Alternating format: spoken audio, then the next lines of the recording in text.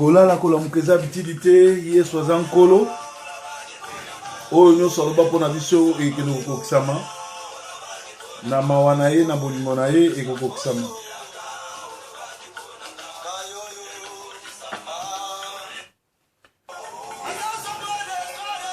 Oyo nzambe aloba mpo na yo ekende kokokisama. Alors lelo na tongo topambolami na tongo na lelo parce que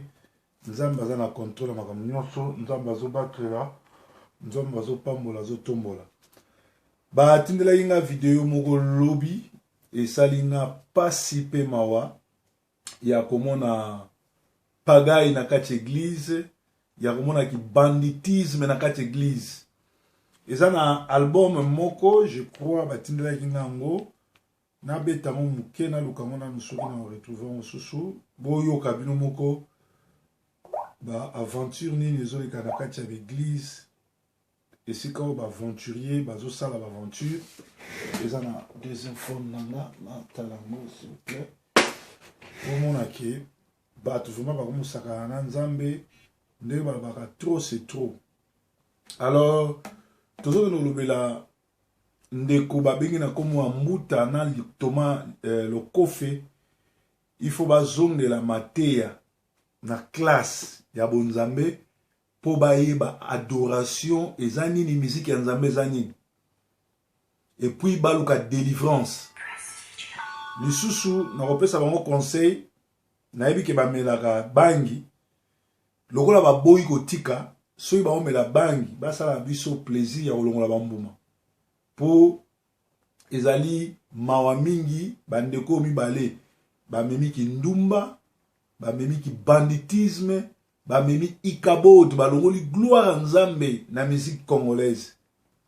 na musique ya nzambe, musique chrétienne, parce que ba bosani même adoration musique chrétienne eza nini, musique eza eloko musute, musique ezali adorer nzambe. Tozana deux choses na kati ya musique, tozana adoration na louange.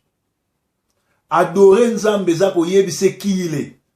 louer nzambe eza koyebise nini asali pona yo. Donc mututu aza mwana na nzambe azokota na studio aza na biloko mibale, ou azokende ko adorer nzambe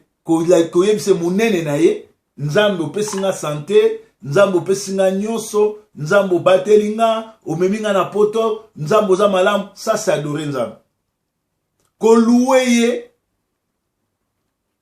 ezali koyebisa ye nyonso ya sali pona yo. Donc soki na musique na yo koti na studio o louer no nzambe te, o adorer te, o koki jamais kozwa musique ya nzambe okeno yembela frère songolo na songolo po babalani o saleli bango nzambe e o saleli bango nzembo. Yo kana bisa bino likamoko na muto babwaki na album ya nzambe, album eza nzambe, nzambe akabolaka gloire na mutu te. Alors soki babwaki na album ya nzambe, babwaki yo libanga na album ya nzambe, okomi na problème na nzambe, c'est-à-dire olingi ko partager bokonzi na nzambe. Figurez-vous na transfiguration, Moïse abimi, Eli abimi, et moko ba disciple alobi totonga 3 temples awa yesu alobaki oyebi te makambo nyonso parce que nzambe akabolaka gloire na ye na batu te. Alors eza mawa mingi komona bandeko balobi bayebi nzambe pe baumeli na musala nzambe kosala album, kobwaka kulutu po Papa Lutumba, kobwaka Jibe Mpiana, kobwaka bato wana nyonso tu. Alors bazoyembela basi, mais pourquoi batieli yango musique ya nzambe? Donc ezolakisa ke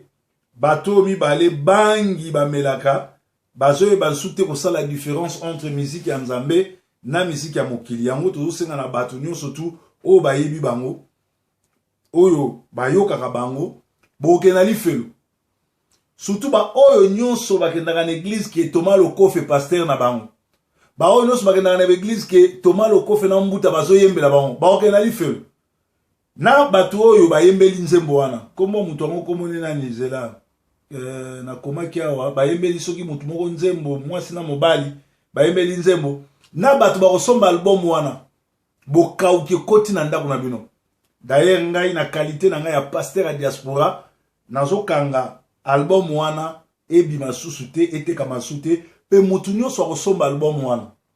mutu nyonso tu akoteka yango bokaukie kota na ndako na ye po azo soutenir misala ya mabe misala ya Satan parce que album wana ezali ya mupagano ya bapagano eza musique ya nzambe te eza na bonzambe na kati ya makambo wana te yango omoni biso etant que bapasteur to sali réaction oyo na annulé album wana eza musique ya mokili eza na rien à voir avec Dieu batu tu bakosomba album wana balakela mi mabe batu tu bakoyoka album wana bandako na bango balakela mi mabe batu tu bakobina ngo balakela mi mabe. Alors to pesi bandeko nyonso tu oyo bazolanda biso koyebisa bango ke soko ozali musicien nzambe banda mokili banda bible banda tilelo banda yesu avant yesu abotama tilelo totika koyoka te David aza koteka banzembo ya nzambe David aza koteka ngo te soki osombi album oyo etekami ou bien soki okoti na studio mutu moko atindi yo nano oyembele aza te mais soki olobi olingi oyembela nzambe okofuta ba studio ofuti nyonso album soki ebimi soki etekami okozwa 70% revenu album wana osungi nango babola baveve boprimé yo ozwi 30%. Mais lelo qu'est-ce que nous voyons kobanda na Patrice na bato wana nyonso tu boyi bakomo na bango bakoma kozwa ba album nzembo ya nzambe babimisi bateki basombi bandako basombi bituka basombi bilamba e na kati ya banzembo wana bayembi babola bazwi parte bato ba veuve na ba orphelin bazwi parte église même parfois ya sambela ke zwi parte ndeko nanga boke na lifelo bino nyonso tu bosala la musique ya ndenge wana na problème messenger nanga ezofungwama te mpona natala yango namona nini wana nzambe asunga avant émission esila efungwama mpo na zwa eloko elema wana oyo ya bato oyo bauti koyembe ok pase Shabani mutu atindelaki nango heureusement efungwami boyoka bino moko soki oyo eza musique ya mokili to eza musique ya nzambe. Thomas Lokofe et Frère Mbuta chante Kofi la musique profane et en concert en Afrique du Sud. Concert en Afrique toi nilango et koubeta mate puisque ezali ba aventure. Ezali ba aventure. To beta banze mo to kamonano comme ça et kozala malam. Nazako loba album nzambe okoyi kozwa te album nzambe oyembi okoti na studio après olobi ke outo yemela nzambe ozwi mbongo teki.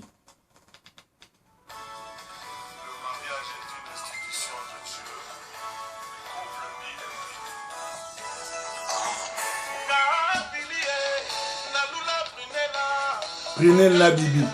bolakela mi mabende bayembeli bino nzembo.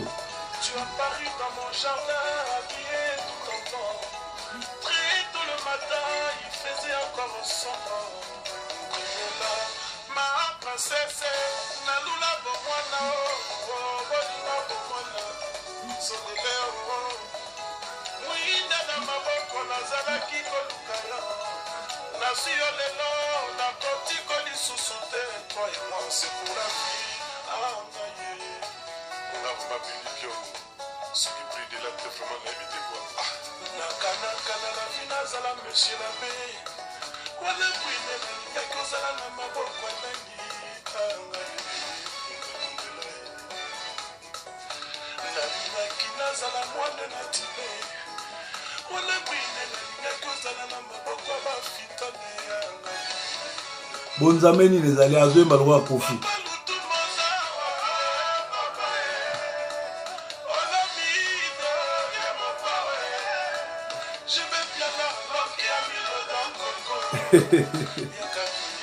Musique à Nzambe, Kofi Olomide, Papa Lotumana Julien Piano. Et puis, Wanana Zoé héritier. Dans les oiseaux de même plumage.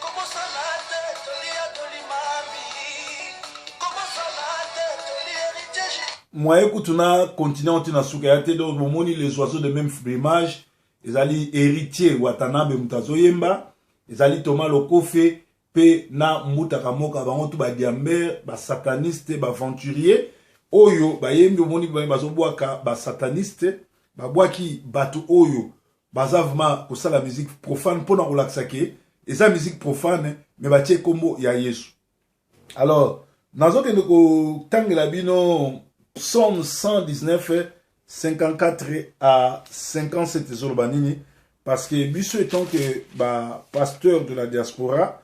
tozali awa pona ko sunga kotea pe ko zonga sabat nanzela parce que bandeko ba bunga nzela bato ba yebi na bango ba yebi ba aventure nini bato mi balé ba sali na basi ya bato partout batambola ko bimana basi ya bato basi ya mabala ko botsa bato ko mela bangi ko se comporter lo ba pagano parce que ba bon wana te ba avant ba pagano puis ezana ba pasteur oyo bazo tika bango ba yemba pe ezana ba ndimio bazo de no yokaka bango ba bi ba bate bino nyonso tu boko kauka na ba sombi album wana na ba beti yango na ba o bazo yoka ngo boko kauka parce que ezali abomination ezali ekabod ezali ki banditisme na kati ya msala na Nzambe biso etant que ba pasteur ya diaspora foto lobelango. Alors awa nazoki notanga Psaume 119 54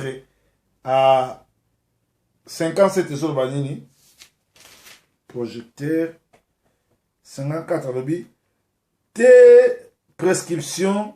sont les sujets de mes psaumes. Na version sous balobi ta parole sont les sujets de mes chansons. Dans la maison où je suis étranger. C'est là ce qui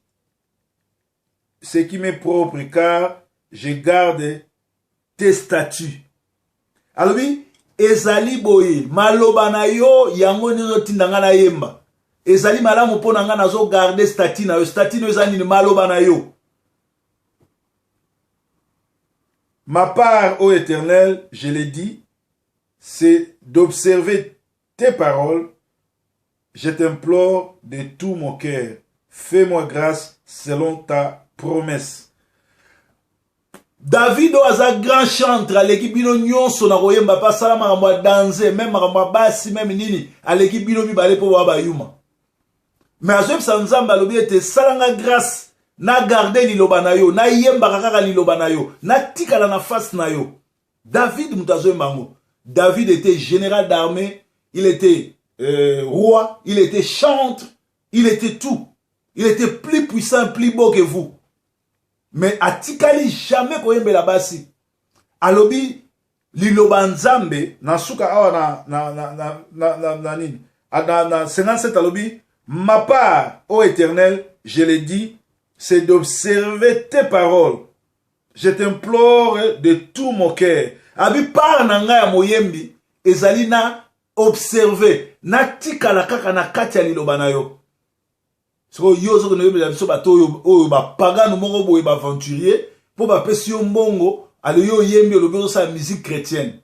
Et bino pe bolobi asali nzembo ya libala Brinette soki na nani. Bino tu bo lakela mi mabe po bo saka na kombo na Yesu. Et lelo batindeli nga so ba message balobi 4 Koraman akufi soka kena obeta concert na Rwanda batila ki poison akufa soka eza ba aventure en tout cas ça la so plaisir akufa comme ça na organiser fête na Manchester lokola na fête raté nazo c'est la liwa kabila pour na fêter mes premières fêtes na organiser na inviter ba ninga na nga nyonso ba na Manchester ba play na ba combattant ba epa na nga ba mela champagne pe ba tumbama ba tumbela bango taba ba lia Kofi vraiment ko sala aventure te kufa so po yebi ko kufa te benganga na ko expliquer onde ni ko kufa oko kende ozui nani bidon ya javel omeli oko kende ozui nini essence o mitie na nzoto bitumbi oko kende ozui poison omeli ou bien ndongo tiaka nkorwana obaxidose en tout cas sala biso plaisir au kufa parce que yo onyokoli ba congolais ebele pe obomisa papa wemba otiela poison batu ba yebi. Et puis, na tango ba Congolais bazolela, yo ko beta concert na Rwanda, ko seka ba Congolais. Vraiment ça la biso plaisir au kufa lukuta te za solo. So ina no kufite benanga na expliquer yo ndene ko kufa po obomisi bato belé opesa bato kindoki na ma musique no ba musicien va petit album nze mon album no faut Alexa papa ou bien maman na ye boyi masolo afali tout et tout. En tout cas eza mawa mingi toza ko zela vraiment confirmation ya liwa kwa trois koraman to ça la fête et ça vraiment mbala liboso mo ke pasteur ça li fête pour muta kufo bible biso muta osala mabe akufi to sepela parce que aza mutu oyo un mal de moins abomisa bazobozi abimisa ba musicien no so comme ça ba PD abimisa ba vie abatu akomisa sindindo kido soka kufita osala ma fête ngavuma na ko inviter bato na résidence na Mongalema ba kutumila ngo taba champagne na vino vraiment pour na ko célébrer événement pour ça la grand événement passer c'est un sourcil alors bande konanga soki na sali nazana titido yo elaksi ke bato ba ke musika bozo batebele bazo na ba commenter pasteur Sambela yebisa biso nzambe pona ni tozo nyokoma mais boko nyokoma otendenge ni ptala batu balobi bazali ba sacrificateur bazo sa la confusion bazo bate adorer na louer nzambe ezanini ngane na zaboye ata ndenge nini na koki jamais kumisa mutu mususu pa nzambe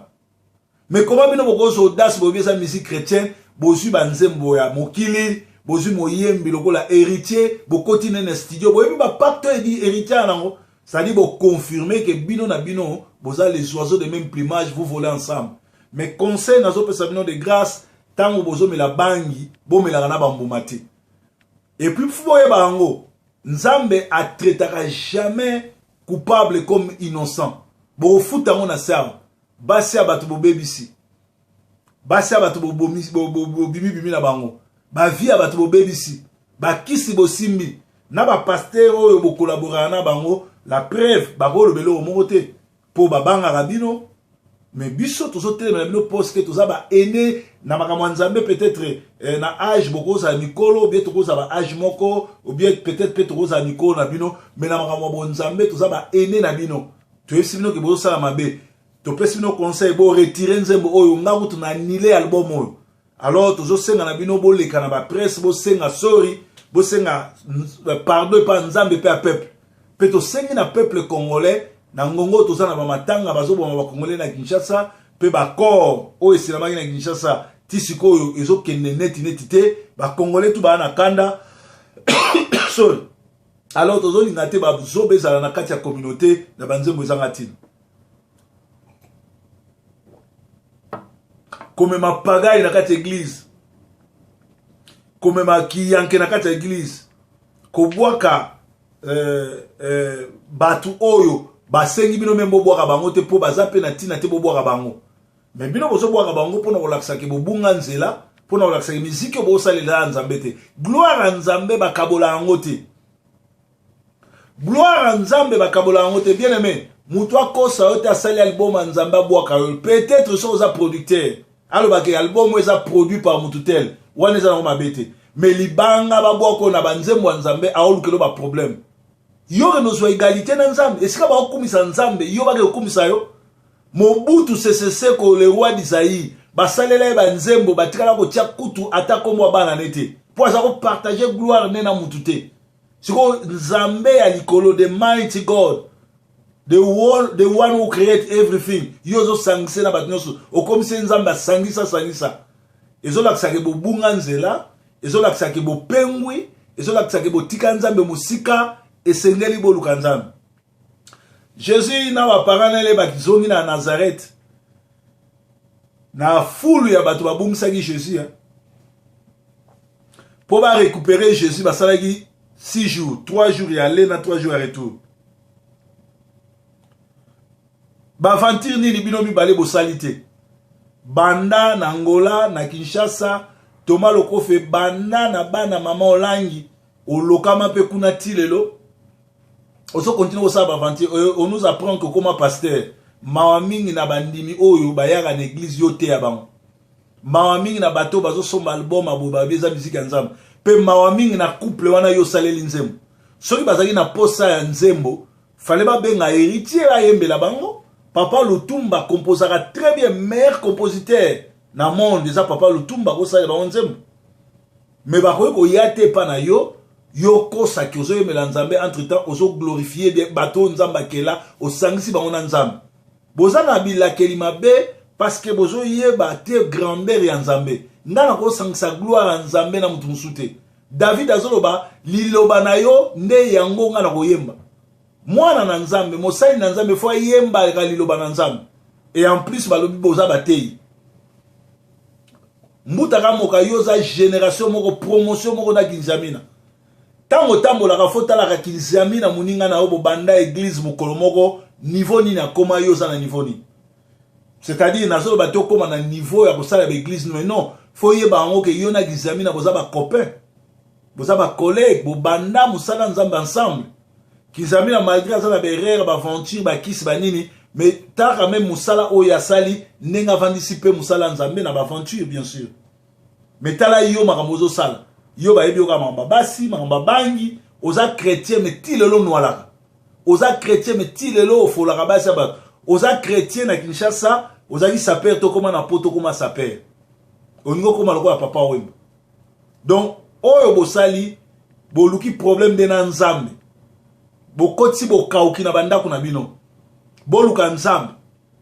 bolela bosenga pardon pa nzambe parce que bo offensé ye bokoti ikabod et boyeba ki tango ikabod ekotaka nzambe frappaka pe nzambe ofrappe bino parce que boko sakana na nzambe te na ngonga oyo bato nyonso to bazoluka elongi ya nzambe bino boko osala les oiseaux de même plumage volent ensemble bo zuike héritier na ba musicien na mususu oyo bakoyi kokota na lieu saint te po bana mbindo bokosi ba na lieu saint et puis bande ko nanga nazo sabina solo botala histoire ya Bible et ça na muta teka musique chrétienne te sorry batu nyonso bazo teka musique ya nzambe et ça malamu somba voiture somba ndako boni bazali ko somba basomba ki bandako ba building balali te bana lifelo sikoyo boyebi bakomo na bango boni bazwa ki musala nzambe bakoma ki lokola bango ba star ya mokili lelo baza batikango bakena na lifelo. Moi je vais conseiller aux gens soko lingo salela nzambe il faut zalana appel à nzambe nzambe abengi yo deuxièmement soko lingo yemela nzambe koyemba te po yebana koyemba te po sala mbongo koyemba te po sala vie sinon okobima lokola emenkano emenkano ne azavana vraiment pagano parce que c'est un protestant bomoni finae moi sinon surtout azwaka baboto la raye et soka ye poto ayiba akaka na Londres ayiba mukanda bato ba refula chaque fois ya poto ba refula raye pona nini tala bango nyonso tu oyo bayemba na apôtre de baba soki bakabwana ngandeni na apôtre de baba bango nyonso tu wana bakoya na kati ya malédiction na muninga na o bandaka na ko yemba ensemble o auto okufa année passée Marie Misam bomona nde basuki po batomboki bosaraki encadré par Moussa Nanzab bokabwana na ndenga bien te apamboli binote boko suka ndengwa na batomboki emen kanu aventurier bibota bota baboto lage basi po abongwa mananu te eglera yembaka azwaka azana na don ya malamu ya ko composer mais yembela nzambe te musique ne mingi za musique ya nzambe te eza ba poésie ya ba musique ya a changer ba kombo azwaka ba musique ya ba musicien mokila tie kombo Yesu alors ba blague na bino wana fo esila parce que nzambe na bon moyi azana nzela azoya avandi na trône na ye azotala pe a sepelité boyebi yango bien que soki nzambe a sepelité a frappaka makasi. Comment en plein 21e siècle nangonga oba congolais bazolela nangonga oba congolais baoluka loboko na nzambe sala bino boke sala ba aventure ba na moyi makasi bandeko nazana ennemi na bino te na presia ka muta na kolinga musique no mingi na kolinga musala no mingi mais na stopper na koyoka su musique no te parce que ozani ndeko mo mabe parce que eza bozo sala musique ya camaraderie ki musique ya bomeli bangi ya bo boule bokoti na studio bo bengi ba héritier bokomi koyemba bozo kanisa boza ba wenge muzika ou bien bozali ba King Kester ou bien ba Eleison